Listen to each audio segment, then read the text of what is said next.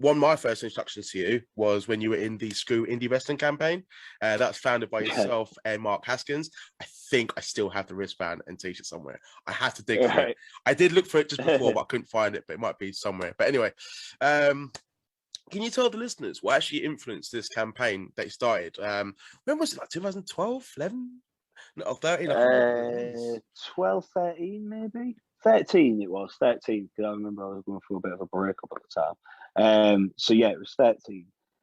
And where it started from, so the year previous, we'd both been doing some runs for Brian Dixon on All-Star, and Brian put me and Haskins together as a tag team. And I really enjoyed working with him and learning from Mark. At that point, he'd done Impact and he'd done Dragon Gate. So it was just a whole different experience, like, in my ears and helping me. Like, and he obviously saw something in me, and we got on. Like, I really got on with Mark really well. And Vicky as well. She's an absolute angel. But so then all of a sudden, like, I was at Mark's one night and he just mentioned, that Defend Indy t-shirt.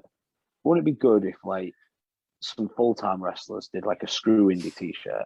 And I was like, yeah, mate, that's genius. That's a right good idea. He was like, right, that's what I was thinking. He was like, and we're full-time wrestlers. I was like, yeah, we are. And then, like, it just kind of left there. That was it. It was kind of like the conversation. And then 2 weeks later, we had a show at NGW, and he shouts me to the change room. I was like, Nathan, I've got something for you. It's like, what is it? Opens his bag, and there's a Screw Indie t-shirt. And I was like, oh, Mark, yes, I'm a pro. And I was like, mate, this is great.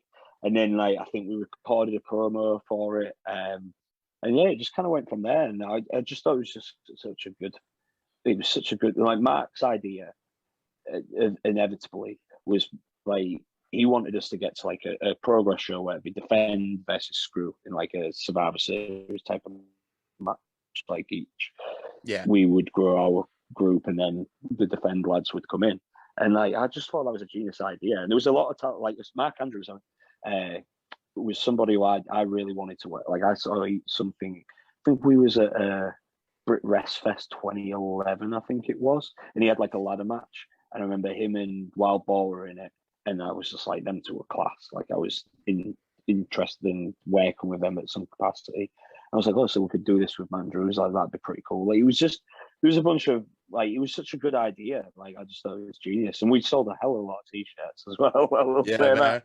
So it was teaching me that side of things, because I didn't have, the way I'd come through wrestling, I'd never really looked at the marketing side of things, or even tried to put my mindset was, I just want to be a really good wrestler, so that WWE will sign me, and then they can do all that stuff. They'll do all the marketing.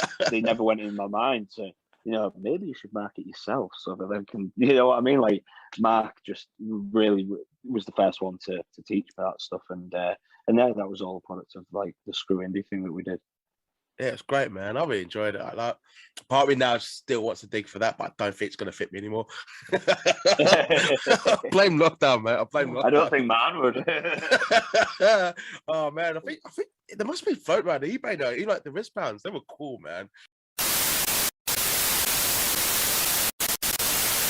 Actually want to ask another thing that was my first exposure to you, other than the Screw Indie Wrestling, was your time in Progress Wrestling. So, so at least I'm coughing. It's not COVID, don't worry.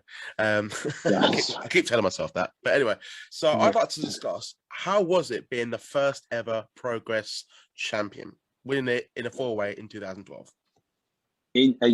Building up to the show, it was a completely different mentality to after.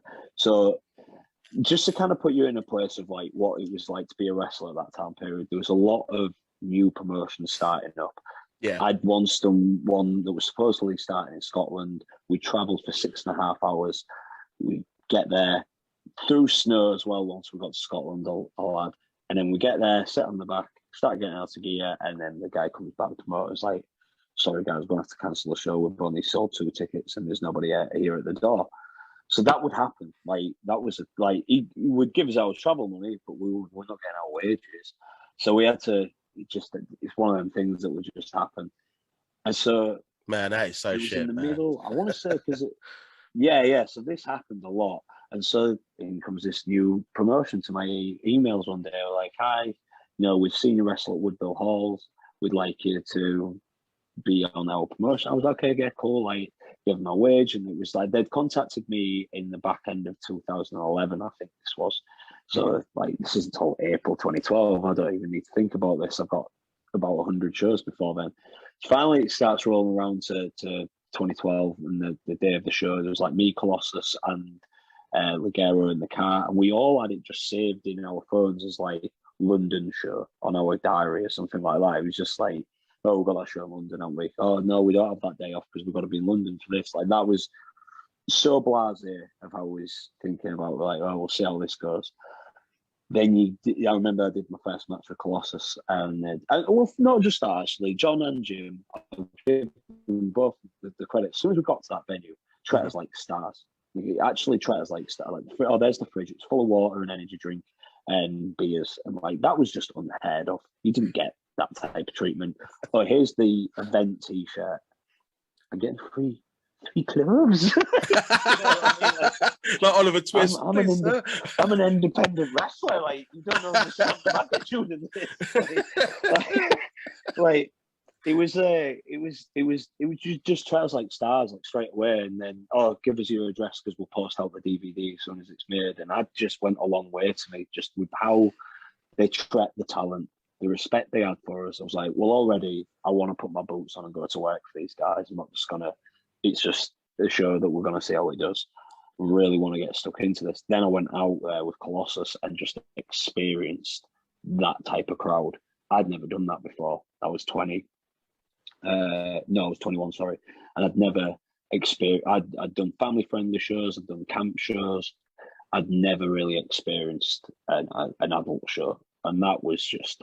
It was just something else. It just gave me, and it made me realise there was flaws that I needed to work on. And Marty Scale, God bless him, was instrumental at helping me with that. Like, he was really, really good at the match that we had at Chapter 2, the Total Free Falls. I still look back on that as one of my favourite matches, just because of how much I learned from Marty that night and how giving he was.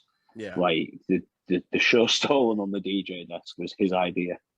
Like, you sure, Marty? Like, fair enough, mate. But like, he was so good at helping with that. And yeah, it was like, I realised after the first show that night when I won the championship staff, I was like, actually, like, I think I'm the champion of something that's going to get a bit of traction here. I think this is going to, and then here we are now, where progress is. It's insane. Like, and now that's kind of cool to look back on their history, that I was the first ever champion, 2-time tag team champion with the stuff I did in the Origin, which I loved the heck. I love doing that stuff. So yeah, it was. Progress has got a real special place to me, to be honest. Like, when I look back on it and my time that I did there, like, really some really nice moments that I've had with that company. That it's special to me. No, I rate Progress. Like, some of the best British shows that I have attended have been Progress. I mean, like, obviously they still haven't done any live shows yet, but hopefully when they do, I can come watch them live.